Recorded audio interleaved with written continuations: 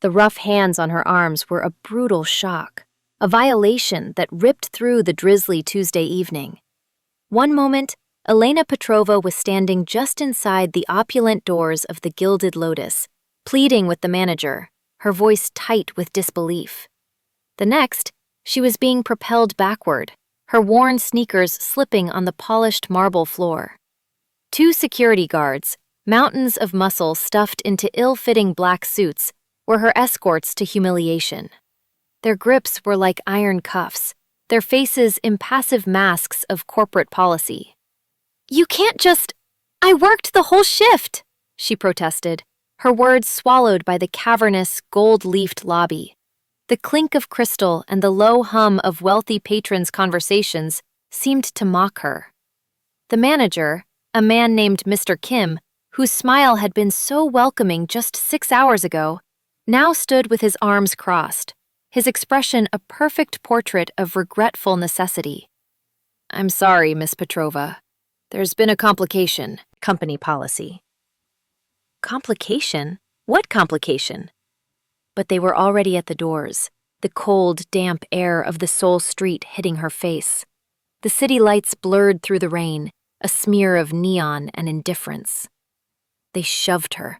Not a gentle push, but a forceful, dismissive heave that sent her stumbling down the 2 shallow steps onto the wet pavement.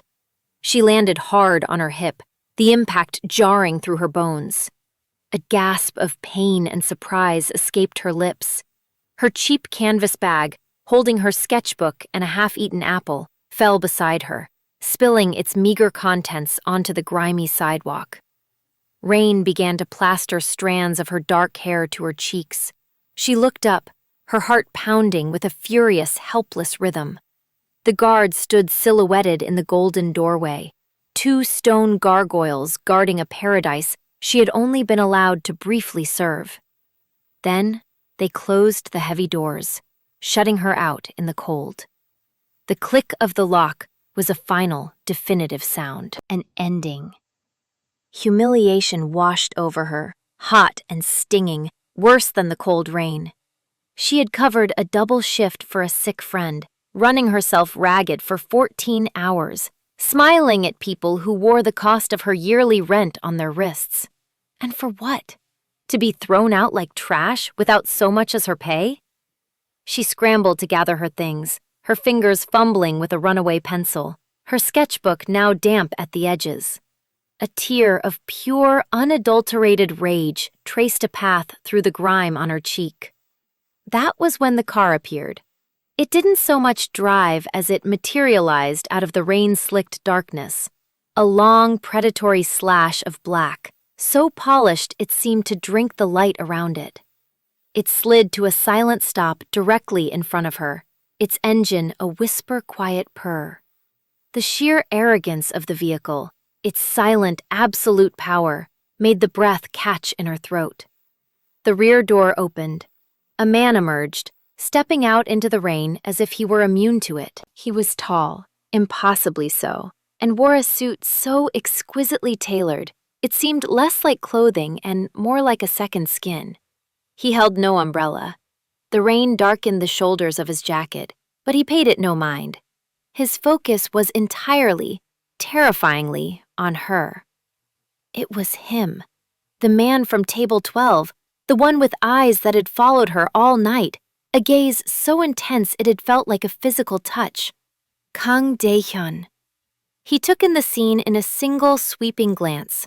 Elena, kneeling on the wet ground, her face streaked with rain and tears, her scattered belongings, the closed doors of the Gilded Lotus. A muscle tightened in his jaw, a barely perceptible flicker of some formidable, controlled emotion. He walked toward the restaurant doors, his expensive leather shoes making no sound on the pavement. He didn't knock. He simply stood before them. A moment later, they were thrown open from the inside, Mr. Kim himself bowing, his face now pale with panic. "Mr. Kang!" An unexpected pleasure. "Is everything all right?" Kang Dae-hyun didn't look at him. His voice, when it came, was low and lethally calm, a sound that cut through the hiss of the rain. The two men who just put their hands on her. You have 10 seconds to bring them to me. Mr. Kim's professional veneer dissolved into raw fear. He scurried back inside, his frantic shouts audible even through the thick glass. Dae-hyun turned back to Elena. He crouched down, his suit jacket pulling taut across his broad shoulders. He was so close now, she could see the single faint scar that cut through his left eyebrow, a tiny flaw in his otherwise perfect, severe face. His eyes, dark and unreadable, held hers. "Are you hurt?" he asked, his voice softer now, but no less intense. She couldn't find her voice. She could only stare, caught in the gravity of his presence. The two security guards were practically frog-marched out by the terrified manager. They looked confused, then horrified as they saw who stood waiting. They bowed low, their massive frames trembling. "You touched her," Dae-hyun stated. It wasn't a question, it was a verdict. He reached into his jacket, and for a terrifying second, Elena thought he was reaching for a weapon. Instead, he pulled out a slim black wallet. He extracted a thick stack of bills and threw them on the ground in front of Mr. Kim. "That should cover the damages," he said, his voice dropping back to that glacial calm. "You're all fired, every one of you. As of this moment, I own this building. Get out." He turned his back on them, a dismissal more profound than any shout, and crouched again before Elena, extending a hand. "Come with me." 3 weeks earlier, Elena's world had been a predictable cycle of exhaustion and hope. Her apartment, a cramped 2-bedroom she shared with her best friend Chloe, was a chaotic collage of paint-splattered canvases and fashion magazines. Mornings were for her art. Afternoons and evenings were for her job waitressing at a noisy, cheerful bistro in Hongdae, and late nights were for worrying about rent. The city was a relentless beast, demanding more than it gave. But Elena was a fighter. She had come to Seoul from a small town in the countryside with a scholarship to a prestigious art school and a dream that felt heavier each year. Her struggle was her own. She was fiercely independent, a trait born from a childhood spent watching her parents work their fingers to the bone for little reward. She was wary of easy solutions and suspicious of wealth, viewing it as a corrupting force that sanded the humanity off people, leaving them smooth, shiny, and hollow.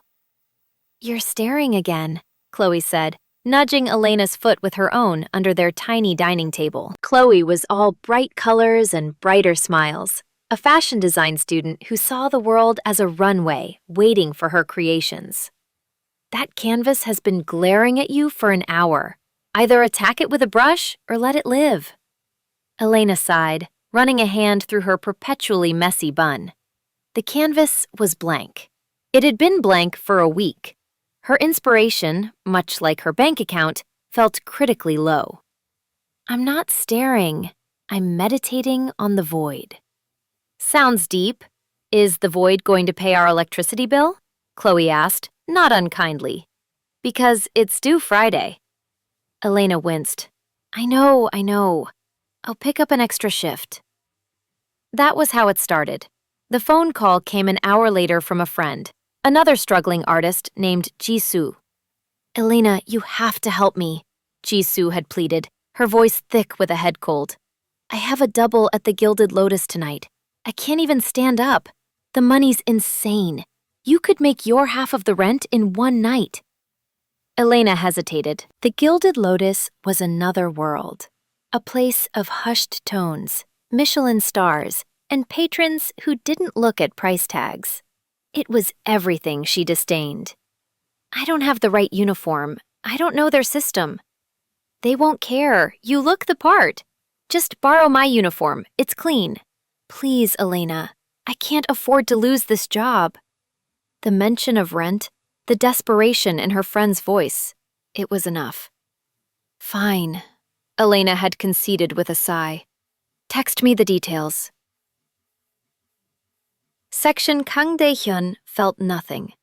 He sat in his penthouse office, a glass-walled cage overlooking the sprawling, glittering expanse of Seoul, and felt a familiar, profound emptiness. The city below was a galaxy of lights, a testament to human ambition and struggle. But from his vantage point, it was just a silent, beautiful pattern, abstract, meaningless.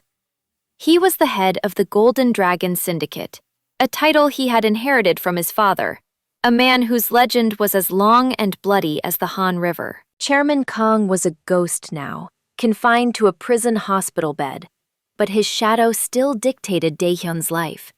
Daehyun had been groomed for this since birth, taught that power was the only currency, that mercy was a liability, and that love was a weakness to be exploited by his enemies. He was good at his job, decisive, ruthless. He had expanded the family's influence, transitioning parts of their portfolio into legitimate fronts with a surgeon's precision. He was respected, he was feared, and he was suffocatingly lonely. His second-in-command, Park Min-jun, stood silently by the desk. Min-jun was the closest thing Daehyun had to a friend, a man who had grown up alongside him in this gilded cage. He was sharp, loyal, and one of the few people who wasn't terrified of him. "The meeting with the Yamamoto Gumi is set for 9 at the Gilded Lotus," Min-jun said, his voice a calm counterpoint to the city's silent scream. "They are pushing for a larger share of the port traffic." Daehyun didn't look up from the report he wasn't reading. "They are greedy. Remind them what happened to the last man who got greedy." His voice was flat, devoid of emotion. Another meeting, another negotiation underpinned by the threat of violence. It was all so crushingly predictable. "I will," Min-jun affirmed. He paused. "Sir, you should take a vacation." Daehyun finally looked up, a flicker of something unreadable in his dark eyes. "And go where, Min-jun? To another city that looks just like this one from a high enough floor?" Min-jun had no answer to that. He simply bowed his head. "The car is waiting." Daehyun stood, adjusting the cuffs of his bespoke suit. He was a king in a kingdom he had never wanted, a prisoner of his own power. As he walked toward the elevator, he caught his reflection in the floor-to-ceiling glass. A tall, handsome man with a deadness in his eyes, a ghost in a $1,000 suit. He felt a desperate, formless longing for something to break the monotony, something real, something to make him feel anything at all. The Gilded Lotus was even more intimidating from the inside. Elena felt clumsy and out of place in Jisoo's slightly too tight uniform. The air itself felt expensive, scented with something subtle and floral. Every surface gleamed. She kept her head down, focusing on the tasks, memorizing table numbers, balancing trays laden with impossibly delicate creations, and smiling until her cheeks ached. She was handling a particularly difficult customer, a woman dripping in diamonds who had sent back her appetizer 3 times for imagined flaws, when she felt it. A gaze. It was different from the casual, dismissive glances of the other patrons. This was a focused, unwavering beam of attention that made the hairs on her arms stand up. She subtly scanned the room and found the source. Table 12, in a secluded alcove. A man sat there with 2 others, but he wasn't part of their conversation. He was watching her. It was the man from the penthouse, though she didn't know that then. All she saw was a face of stark, severe beauty, and eyes that seemed to look right through her skin and into the frantic, stubborn beating of her heart. For Kang Daehyun, the world had stopped. The droning voice of Yamamoto's envoy faded into an irrelevant buzz. The meticulously plated food on his table became a meaningless arrangement of colors. There was only the waitress. It wasn't just that she was beautiful, though she was, in a way that felt authentic and unadorned. It was the quiet fire in her. He had watched her deal with the obnoxious woman at table 7. The way her spine straightened. The way she maintained a professional calm while her eyes flashed with a spirit that refused to be cowed. He watched the tiny, frustrated sigh she let out when she thought no one was looking. The way she tucked a stray strand of dark hair behind her ear. Every movement was captivating. The efficient grace with which she cleared a table, the genuine, fleeting smile she gave a busboy who helped her. She was a splash of vibrant, defiant life in his sterile, monochrome world. He felt a jolt, a sudden, unfamiliar sensation in the center of his chest. It was like a frozen lock, rusted shut for years, had suddenly been struck by a hammer. It was terrifying. It was exhilarating. He knew, with a certainty that defied all logic and reason, that he had to have her. Not in the brutish, possessive way he acquired assets, but in a way he didn't even have the words for. He wanted to know the source of that fire in her eyes. He wanted to be the reason for that genuine smile. Daehyun? Minjun's voice cut through his trance. The Japanese businessmen were looking at him, waiting for a response. Daehyun tore his eyes away from her, the effort immense. He gave a curt, dismissive answer to the envoy, his mind already working, calculating. This was a different kind of acquisition, one that required a strategy he had never learned. The meeting ended. His associates left. Daehyun remained, telling Minjun to wait in the car. He watched her for the rest of her shift. He learned nothing and everything. He didn't know her name, her story, her dreams, but he knew the tired slump of her shoulders as the night wore on, and he knew the stubborn set of her jaw that said she would not break. He saw her friend, the regular waitress, arrive at the end of the night to thank her. He heard her name, Elena. It sounded like a prayer on his silent lips. He stayed until she left, watching from his car as she walked to the subway station, a small, determined figure swallowed by the vastness of the city. For the first time in a decade, Kang Daehyun felt a flicker of hope, and it scared him more than any rival gangster ever had. The next evening, Elena was back at her regular job at the bistro, the chaos a comforting blanket after the tense formality of the Gilded Lotus. She was recounting the horror of the diamond-clad woman to Chloe, who was sketching on a napkin at the small staff table. And then she said the foam had an arrogant molecular structure. "I don't even know what that means," Elena exclaimed, wiping down the counter.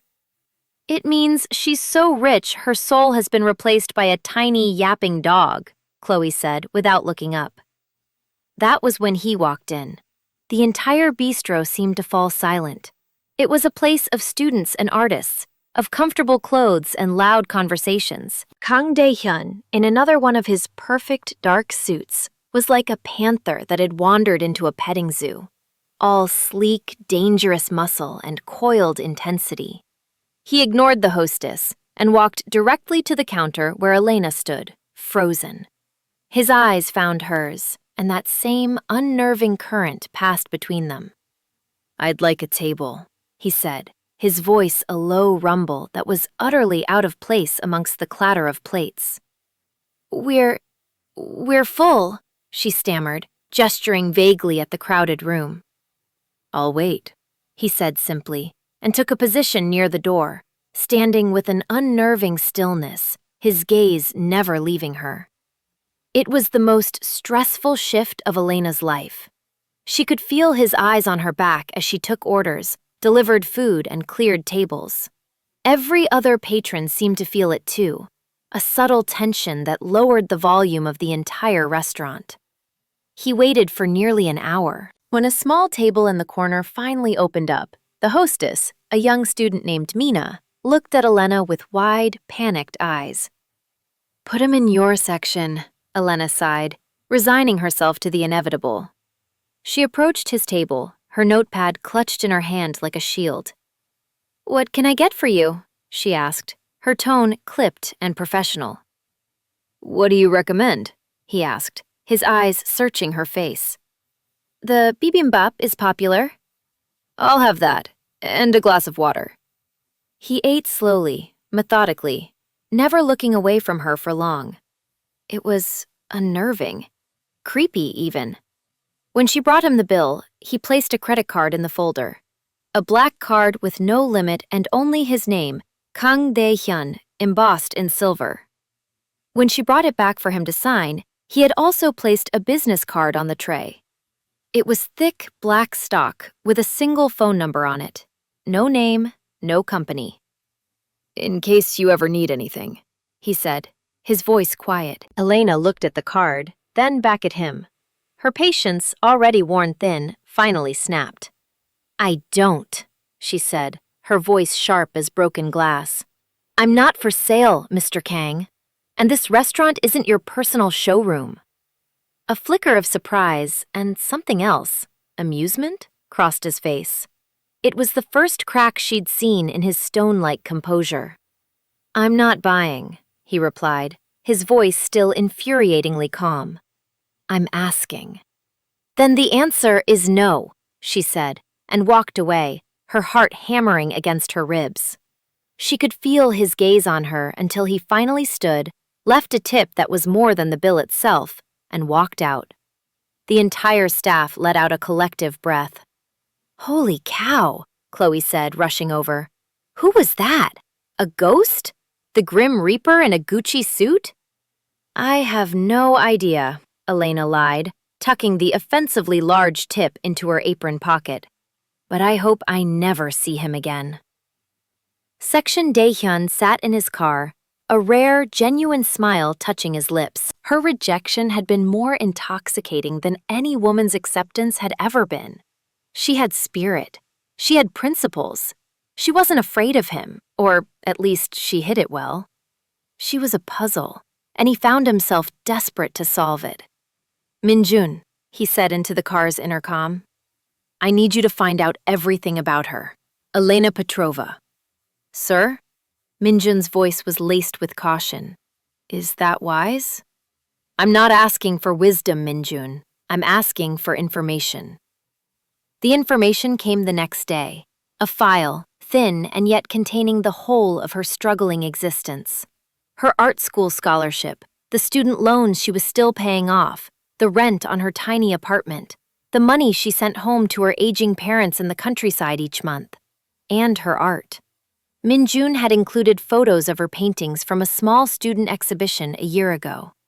They were vibrant, emotional, full of a raw talent that was undeniable. One piece in particular caught his eye, a portrait of an old woman's hands, gnarled and weathered, but gentle, clutching a single flower. It was full of a sad, beautiful dignity.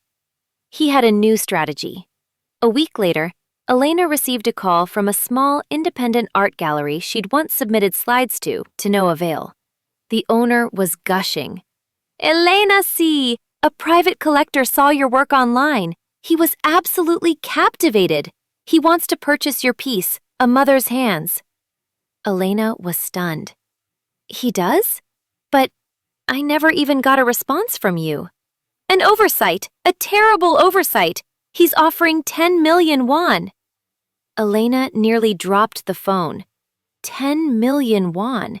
It was more money than she'd seen in her life. It would cover her rent for a year. It would pay off her loans. It was a miracle. After a flurry of paperwork, the money was in her account, a staggering number that made her feel dizzy. Chloe was ecstatic.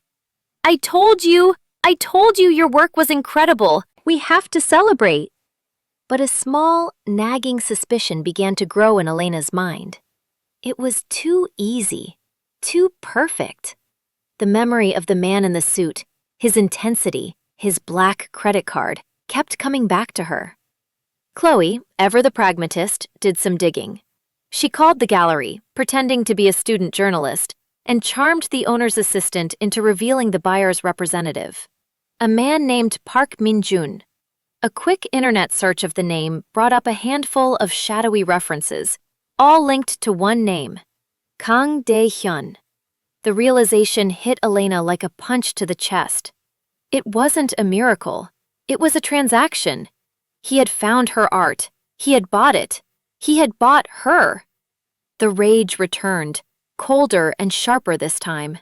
She found his number, the one from the black business card she'd angrily shoved into a drawer. She texted him a single message. "My studio. Now." He arrived in less than 20 minutes. She let him in without a word, leading him into the small, paint-scented room where she worked. She stood before him, her arms crossed, her eyes blazing. "This is creepy," she said, her voice shaking with suppressed fury. "Showing up at my job was one thing, but this? Finding my art, buying it through a proxy? Is any of this even legal?" Daehyun had the grace to look momentarily unsettled.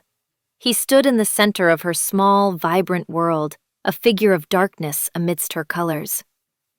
"It's legal," he said quietly, "and I'm sorry if it was unorthodox." "Unorthodox? You went behind my back and threw money at me! You think you can just buy your way into my life?" "I saw the painting," he said, his voice earnest, cutting through her anger. "The one of the hands. It was beautiful. I saw that you were struggling. I wanted to help."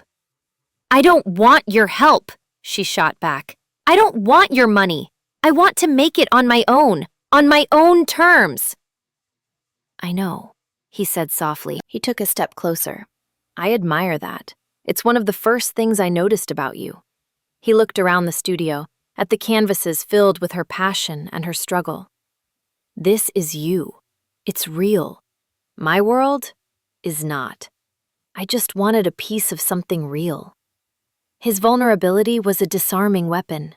She saw a flicker of the lonely man behind the powerful facade, a crack in the armor she hadn't expected. Her anger began to subside, replaced by a confusing swirl of emotions. "The money is already in my account," she said, her voice softer. "I can't give it back now." "Keep it," he said. "Consider it a patron's investment. But it comes with one condition." She eyed him suspiciously. "What condition?" "Have dinner with me," he said. "One dinner. Not at the Gilded Lotus, not at my bistro. Somewhere you choose. A real date. If, after that, you still want me to leave you alone, I will." She looked at him, at the intense hope in his dark eyes. It was a ridiculous proposition. He was from a world she couldn't possibly understand, a world of power and secrets. But he had seen her, not just the waitress, but the artist, the person. And against her better judgment, a dangerous curiosity bloomed within her. "Fine," she said. "One dinner." She chose a small, unassuming restaurant known for its kimchi stew, hidden in a narrow alleyway. A place where the tables were scarred wood and the owner shouted greetings from the kitchen. Elena arrived in her usual jeans and a sweater, half expecting him not to show up, or to look comically out of place if he did. He was already there, sitting at a corner table. He had foregone the suit, wearing instead a simple black turtleneck and dark trousers. The clothes were still clearly expensive, but the effect was less intimidating, more approachable. He looked up as she arrived, and the small, almost shy smile he gave her did something strange to her heart. The dinner was surprisingly normal. He asked about her art, about her hometown, about the stories behind her paintings. He listened with an intensity that made her feel like she was the only person in the world. In turn, she found herself asking about him. "What do you do?" she asked, a question she had been avoiding. He hesitated, a shadow passing over his features. "My family has a logistics and investment company. I run it." It was a carefully constructed half-truth, and she knew it, but she let it go, for now. He talked about his childhood, not the specifics, but the feeling of it, the crushing weight of expectation, the isolation. He spoke of a life where every relationship was a transaction, every word a calculation. "I've never chosen anything for myself," he admitted, his voice low. "Not really." In that moment, he wasn't the intimidating kingpin. He was just a man, trapped in a life he may not have wanted. Elena felt an unexpected pang of empathy, a dangerous connection. After dinner, he walked her home. The streets were quiet, the air crisp and cool. They walked in a comfortable silence for a while, the space between them charged with unspoken things. Outside her apartment building, under the dim glow of a street lamp, they stopped. "So," she said, her voice a little shaky. "This is me." "Elena," he said, his voice rough with emotion.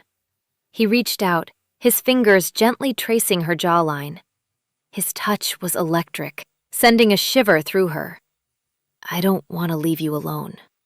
Her breath hitched.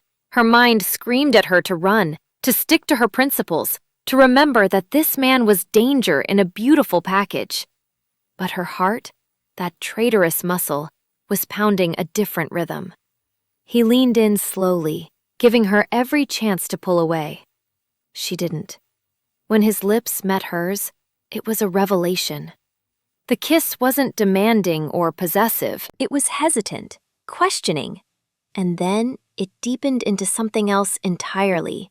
A raw, desperate expression of a loneliness she now understood. A longing she found herself mirroring. It was a kiss that felt like a confession. When they finally broke apart, they were both breathless. The world had shifted on its axis. "I know this is complicated," he whispered, his forehead resting against hers. "But I don't care." And in that moment, neither did she. The weeks that followed were a dreamlike, dangerous blur. They existed in a bubble of their own making. He would appear at her apartment late at night, leaving his world of shadows and secrets behind. He never took her to his home, a fact she noted but chose to ignore. Instead, they explored her world. They went to independent movie theaters, ate tteokbokki from street stalls, and spent hours in her studio, where he would watch her paint, his silent presence a comforting anchor. He brought a light into her life she hadn't realized was missing. He made her feel seen, cherished, and safe, an irony that was not lost on her. In turn, she seemed to be healing something in him. The deadness in his eyes was replaced by a warmth that was reserved only for her. He would smile, a real, unguarded smile that felt like a punch to the chest. "You're a bad influence," she told him one night as they lay tangled in the sheets of her bed, the city lights painting patterns on the ceiling. "Am I?" he murmured, his hand stroking her hair. "Yes, you're making me believe in fairy tales." His expression grew serious. "This isn't a fairy tale, Elena." The words held a weight she didn't want to examine. The bubble was bound to burst. The first sign was a near miss. He was driving her home one evening when a black sedan began to follow them. Daehyun's entire demeanor shifted. The gentle lover vanished, replaced by the cold, decisive man she had first seen. With a series of terrifyingly precise maneuvers, he lost the car in the labyrinthine streets of Seoul and took her home via a circuitous route. "What was that?" she asked, her voice trembling. "Business rivals," he said, his voice tight. "It's nothing." But it was something. It was a crack in the wall of their perfect, isolated world. The next day, she saw men in dark suits parked across the street from her apartment building. They weren't threatening, just watching, protecting. His men. The bubble was shrinking. His world was leaking into hers. The final straw came a week later. She was waiting for him at her studio. He was late, which was unusual. When he finally arrived, there was a fresh cut on his cheekbone, and his knuckles were bruised. He saw her staring and instinctively hid his hand. "Daehyun," she said, her voice quiet and firm. "No more lies. No more half-truths. Who are you? What is this business you're in?" He looked at her, and she saw a profound weariness in his eyes, a deep-seated pain. He knew this was it, the moment the dream would end. He sat her down on the worn sofa, his hands clutching hers, as if he were afraid she would bolt. And then he told her everything. He told her about the Golden Dragon Syndicate, about his father, Chairman Kang, a name that was whispered in fear in the darkest corners of the country. He told her about the ports, the illicit trafficking, the violence that was the bedrock of his family's fortune. He explained that his title wasn't CEO, it was chairman. That his business meetings were negotiations with other criminal organizations. That the men watching her apartment were there because his enemies now knew she was his weakness. He laid his dark, brutal world at her feet, piece by bloody piece. He confessed it all, his voice low and steady, his eyes never leaving hers, searching for the judgment and revulsion he knew he would find. Elena felt the blood drain from her face. The man she had fallen in love with, the man who was so gentle with her, who watched her paint with such reverence, was a monster, a kingpin, a gangster. Every principle she had ever held, her disdain for power built on the suffering of others, her belief in honest work, it all crashed down on her. The gentle lover and the ruthless criminal were one and the same. It was a truth she couldn't reconcile. "The cut on your face," she whispered, her voice barely audible. "The car that followed us." "A rival faction testing our defenses," he confirmed, his voice flat. "It's been handled." Handled. The word was so clean, so sterile. It was a euphemism for a violence she couldn't even begin to imagine. She pulled her hands from his, a chasm opening between them on the small sofa. I can't," she whispered, shaking her head. The fairy tale had turned into a nightmare. "This world, your world, it's built on everything I hate." "I know," he said, his voice breaking. It was the first time she had ever heard him sound truly broken. "Elena, look at me. This life, it was never my choice. It's a prison. You're the only real thing in it, the only thing I've ever chosen for myself." Tears streamed down her face. She loved him. God, she loved him. But how could she live with this? How could she kiss him, knowing his hands were stained with the darkness of his world? How could she accept a safety that was paid for by the fear and suffering of others? "I can't be your redemption, Daehyun," she choked out. "I can't live in your world." She stood up, stumbling away from him, from the terrible truth he had given her. She ran. Out of her studio, out of the building, into the night, with no destination in mind. All she knew was that she had to get away. She ended up at Chloe's workplace, a bustling fashion house, and collapsed into her friend's arms, sobbing out the whole impossible story. Chloe, ever loyal, took her back to their apartment and packed a bag for her. "You need to get out of the city for a while," Chloe insisted. "Go to my aunt's place in Busan. Lie low. Figure things out." But Elena was stubborn, defiant. She wouldn't be chased out of her own life. The next day, desperate for a sliver of normalcy, she went to the Gilded Lotus to pick up the wages she was owed from that one shift. She needed the money.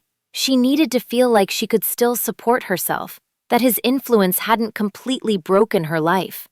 That was when she was met by the new manager, the obsequious Mr. Kim, whose face paled when he saw her. He made excuses. There were complications. The ownership was in flux. It was a lie, and they both knew it. The truth was that his enemies had found her, and her presence was now a liability to anyone associated with her. She was marked.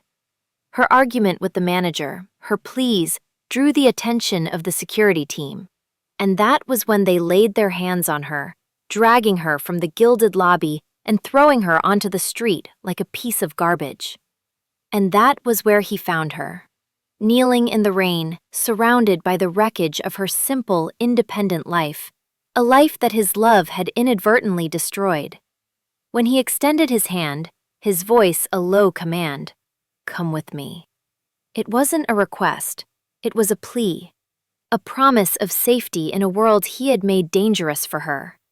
She looked at his hand, then at his face, his eyes filled with a desperate, possessive love and a terrible pain. And she made the hardest choice of her life. "No," she whispered, her voice raw. She got to her feet on her own, gathering the last of her pride around her like a shield. "I can't, Daehyun." "I won't." She turned and walked away from him, leaving him standing in the rain, the king of a broken empire, utterly alone. She didn't look back. If she had, she would have seen the hope in his eyes finally die, replaced by a cold, terrifying resolve. The days that followed her departure were a gray, formless misery for Elena. She took Chloe's advice and fled to Busan, taking refuge in the quiet seaside apartment of her friend's kind aunt. The city was a balm, the rhythmic crash of waves a soothing sound after the relentless noise of Seoul. She was physically safe, far from the reach of Daehyun's enemies and the suffocating weight of his presence. But her heart was a hollow ache in her chest. She tried to paint. She set up her easel by the window overlooking the sea, hoping the vast expanse of blue would inspire her. But her hands wouldn't cooperate. The colors on her palette seemed dull, lifeless. When she did manage to put brush to canvas, the images that emerged were dark and fragmented. The severe line of a jaw, the intensity of a dark eye, the shadow of a man standing alone in the rain. Her art, once her escape and her joy, had become a mirror for her heartbreak. She missed him. It was a constant physical pain. She missed the way he looked at her, the low timbre of his voice, the surprising gentleness of his touch. She missed the man she had discovered beneath the layers of power and danger. But every time she allowed herself to drown in the sweet memory of him, the brutal truth of his world would surface, choking her. The confession replayed in her mind, a litany of violence and crime that she could not ignore. Loving him felt like a betrayal of her very self. Her mother called, her voice laced with worry. "Elena, Chloe told me you left Seoul. What's wrong? Is it a boy?" "It's complicated, Amma," Elena had answered, staring out at the gray sea. "Boys from the city are always complicated," her mother had sniffed. "Especially the rich ones. They are not like us. You come home. You are safer here." But she couldn't go home. Not yet. She felt suspended between two worlds, belonging to neither. She had run from Daehyun's world of darkness, but she could no longer find her place in the simple world of light she had once known. She was adrift. 4. Kang Daehyun. Elena's absence was not a void. It was a living, breathing entity of torment. His penthouse, once a symbol of his power, now felt like a mausoleum. The silence was deafening. He would stand by the glass wall for hours, staring down at the city, searching for a ghost. He threw himself into his work, but the detachment was gone, replaced by a cold, brutal efficiency. He was merciless in his dealings, his fury a tightly controlled inferno. The heads of the other syndicates learned quickly not to cross him. The Golden Dragon had never been more powerful or more feared, but the power tasted like ash in his mouth. Minjun watched his boss with growing concern. Taehyun wasn't eating. He wasn't sleeping. He was a specter haunting his own life, fueled by coffee and rage. "Sir, we have a location on her," Minjun reported one morning, placing a thin folder on the desk. "Busan, a relative of her friend. She is safe." Taehyun didn't open the folder. He didn't want to see her address, to see a picture of her looking sad and lost. Knowing she was safe was enough, and it was torture. He had a small, discreet team watching from a distance, ensuring no rival faction could find her, a protection she would never know about. "Leave it," he said, his voice raspy. That night, he found himself in her abandoned studio. He had the key. He let himself in, the scent of turpentine and her paint, her essence, hitting him like a physical blow. Canvases were stacked against the wall. He saw the one she had been working on when she left, a dark, chaotic mess of blacks and grays, with a single, desperate slash of red in the center. It was a portrait of his soul. He sank onto the worn-out sofa where he had confessed everything, where he had shattered their world. The loneliness he had felt his entire life was nothing compared to this. This was an amputation, She had taken the only part of him that was real, the part he didn't even know existed until she had awakened it. He looked at the painting of the old woman's hands, the one he had bought, a mother's hands. It represented a world of dignity, love, and honest struggle, a world he could never be a part of, a world she could never leave, unless he changed it.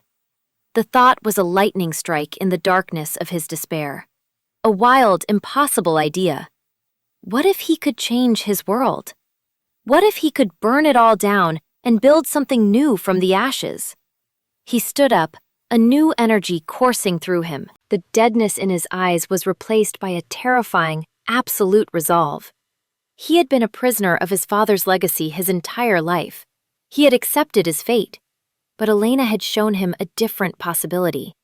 Love wasn't a weakness. It was the only strength that mattered. He walked out of her studio, leaving the key on the table. He would not come back here until he was a man who was worthy of stepping into her world of light. He called Minjun. Cancel my appointments for the week. Call a full meeting of the syndicate elders. Everyone. No exceptions. Minjun's voice was tense. Sir, what is the purpose of the meeting? A change in management, Daehyun said, his voice ringing with a power that had nothing to do with fear or violence. A hostile takeover of my own company. The meeting of the Golden Dragon Elders took place in a cavernous traditional hall, a place reserved for momentous decisions. The air was thick with tension and the scent of old wood and older secrets. These were the men who had served his father, men with faces like ancient maps of violence, their loyalty sworn to the old ways. Taehyun stood before them, alone, with Minjun his only ally by the door. He looked at their hard, suspicious faces, and he felt no fear, only purpose. For 30 years, the Golden Dragon has operated in the shadows, he began, his voice echoing in the silent room. We have built an empire on fear and illegal enterprise. It made my father powerful. It made us rich. It also made us prisoners. A murmur went through the room. One of the elders, a man named Cho, his father's most ruthless enforcer, spoke up. Prisoners? We are kings, Chairman. Are we? Taehyun countered, his gaze locking with Cho's. Or are we ghosts, hiding from the light? Our children cannot bear our names with pride.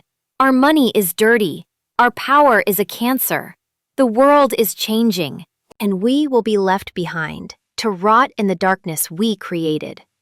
He paused, letting the weight of his words sink in. As of today, that ends. We are going legitimate. The room erupted, shouts of disbelief, of anger, of betrayal. This is madness, Cho roared, slamming his fist on the table. You would dishonor your father's legacy? My father's legacy is a prison cell and a slow death. Daehyun's voice cracked like a whip, silencing the room. I will not share his fate, and neither will you. We have the capital, the infrastructure, the manpower. We will dismantle our illegal operations, every last one. We will sell the assets, cut ties with our criminal partners, and reinvest everything into legitimate businesses. Technology, construction, logistics. We will become a corporation, a real one. It was heresy, a declaration of war against his own history. And those of us who disagree? Cho asked, his voice a low threat. Daehyun's face hardened. You have two choices. You can accept a generous severance package and retire, disappear. Or you can stand against me. He let the unspoken threat hang in the air. Standing against him meant erasure. He would use the old power one last time to destroy the old ways. The war that followed was quiet but brutal. It was fought not with guns in the streets, but with spreadsheets, buyouts, and threats whispered over the phone. Daehyun was relentless. He worked day and night, flanked by lawyers and financial analysts, using his immense power to systematically dismantle the criminal empire his father had built. He sold off smuggling routes, shuttered money laundering fronts, and paid off corrupt officials to look the other way one last time as he cleaned house. He faced down assassination attempts from Cho's loyalists and hostile takeover bids from rivals who smelled blood in the water. Minjun was his constant shadow, handling the darker aspects of the transition, ensuring the dissenters understood the finality of Daehyun's decision. It took 6 months. 6 months of battle, of walking a tightrope between two worlds. But in the end, he won. The Golden Dragon Syndicate was dead. In its place rose the GDG Corporation, a legitimate global investment firm with Kang Dae-hyun as its chairman and CEO.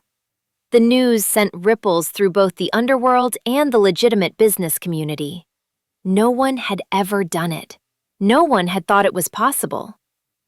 One rainy afternoon, Dae-hyun stood in his office, looking at the stock market ticker. GDG was stable, profitable, clean. He looked at his hands. They were the same hands, but they felt different. They were no longer the hands of a kingpin. They were the hands of a builder. He was weary, battle-scarred, but for the first time in his life, he was free. He turned to Minjun, who stood by the window, a rare smile on his face. "Book me a ticket to Busan," Dae-hyun said, his voice quiet. "Just one." Section Elena was finally painting again. The grief had not disappeared, but it had transformed. Her canvases were no longer dark and chaotic. They were filled with the sea, with stormy skies breaking to reveal a sliver of sun, with images of loss and a fragile, nascent hope. She was finding her way back to herself. She had a part-time job at a local coffee shop, the work simple and anonymous. She was saving money, planning her next move. Maybe she would go abroad, start fresh somewhere no one knew her name. The thought of Seoul, of him, was still a tender bruise. There was a knock on her door. It was late, the sun setting over the ocean. She expected it to be Chloe's aunt returning from the market. She opened the door, and her world stopped. It was him. Kang Dae-hyun stood in the hallway of the humble apartment building, looking utterly out of place, and yet exactly where he was supposed to be. He wasn't wearing a suit. He wore a simple gray sweater and jeans, his hair slightly damp from the sea spray. He looked tired, thinner, but the darkness in his eyes was gone. In its place was a weary, hesitant light. She couldn't breathe. She couldn't speak. She could only stare at the man she had tried so hard to forget, the man who was etched onto her soul. "Elena," he said, his voice rough, as if he hadn't used it in a long time. Her first instinct was to slam the door, to run, but she was tired of running. She stood her ground, her hand gripping the doorframe. "What are you doing here?" she managed to ask, her voice shaking. "I came to keep my promise," he said. "You asked me to leave you alone. I did, but the terms have changed." He didn't try to come inside. He simply stood there in the hallway and told her what he had done. He didn't embellish or romanticize it. He told her about the war with the elders, the difficulty, the danger. He told her about the death of the Golden Dragon and the birth of GDG Corporation. He pulled a folded newspaper from his back pocket and handed it to her. It was the financial section. A picture of him shaking hands with the Minister of Trade was on the front page. The headline read, "From Shadows to Spotlight, the Unprecedented Rise of GDG Corp." She read the article, her eyes scanning the words, the facts, the figures. It was real. It was all real. He had actually done it. He had burned his kingdom to the ground for her. "Why?" she whispered, looking up at him, her eyes filled with tears. "Because you were right," he said, his voice thick with emotion. "I couldn't live in that world anymore. Not after knowing you. I couldn't ask you to step into my darkness, so I had to find a way to step into your light." He took a hesitant step closer. "I'm not that man anymore, Elena. I'm just A man. A man who is terrifyingly, completely in love with you. A man who is asking for a second chance. The tears she had been holding back finally fell. Tears of disbelief, of grief for the time they had lost, of a hope so overwhelming it hurt. He hadn't asked her to change.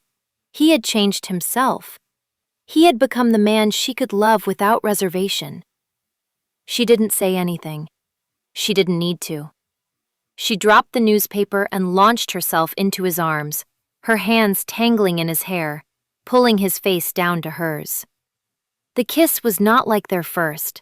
There was no hesitation. It was a collision, a desperate, cathartic reunion of two souls who had been torn apart. It was the taste of rain and salt and forgiveness. It was the end of their separation and the definitive beginning of their future. It was a promise made and a promise kept. He lifted her up, his arms wrapping around her as he kicked the door shut behind them, finally leaving the last vestiges of his dark world outside. Paragraph.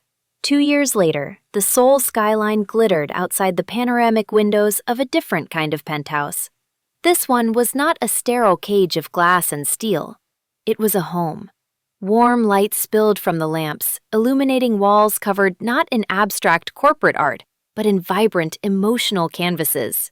A half-finished painting of a sunrise over the Pusan Sea sat on an easel in the corner. The air smelled of oil paint and coffee. Elena stood by the window, a soft smile on her face as she watched the city lights blink on. She was no longer a struggling waitress. She was one of the most talked-about young artists in the country, her first solo exhibition having sold out in a single night. Her gallery, which she co-owned with Chloe, was a thriving hub for emerging talent. She had found success on her own terms, her independence and her principles intact. Strong arms wrapped around her from behind, and a familiar chin rested on her shoulder. Dae-hyun held her, his presence a comforting warmth. He was still the chairman of GDG Corporation, a respected, formidable figure in the business world. He still had the faint scar over his eyebrow, a permanent reminder of the man he used to be. But the ghosts were gone from his eyes, replaced by a deep, abiding love that was always directed at her. "You're staring at the city again," he murmured, his voice a low, contented rumble against her ear. "It looks different from up here with you," she said, leaning back against him. "It looks hopeful." He turned her in his arms, his gaze soft. He had built a new world, a legitimate empire, but his true kingdom was here, in her arms. She had been his redemption, not by saving him, but by showing him he was worth saving. He had fought a war to become a man worthy of her love, and every day with her was his victory. "I love you," he said, the words as easy and natural as breathing. "I know," she whispered, rising on her toes to kiss him. "I know." Their past was a part of their story, a foundation of scars and struggles upon which they had built something beautiful, something real, something that would last. Together they watched the city lights, no longer prisoners looking out, but two people who had found their home, finally and completely, in each other. This story teaches us that love's true power lies not in accepting darkness, but in inspiring a journey into the light. It demonstrates that real change is not just a promise, but a profound, difficult action. A person's worth is not defined by their past or the legacy they inherit, but by the choices they make to forge a better future, proving that even the most broken soul can be redeemed by a love that demands nothing less than their very best self. We really hope you enjoyed this educational piece of content and hope that you could understand the moral lessons behind it. If this story of redemption and sacrifice touched your heart, please show your support by hitting the like button, subscribing to our channel for more emotional journeys, and sharing this video with someone who believes in the power of second chances. Now we want to hear from you. What did you think of Dae-hyun's grand gesture? Was dismantling his entire empire the only way he could prove his love? Or was there another path? Let us know your thoughts in the comments below. And finally, for our next story, who would you like to see find love? Should we follow the ever-loyal Minjun as he navigates the new, legitimate world and meets someone who challenges his quiet duty? Or should we see Elena's fiery best friend, Chloe, cross paths with a rival fashion designer who is more than he appears? Vote now in the poll.